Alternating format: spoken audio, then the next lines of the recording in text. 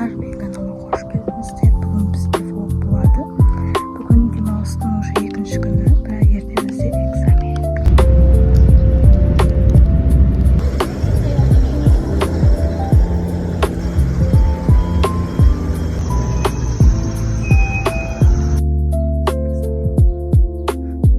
Сәлем достар, мен влогымның жалғасы. Бүгін 26-сы, бүгін біз экзамен болады. Сол себепті өзімен пеналымдан алып шықтым. Осы екі күнді қосып жүретін шығармын.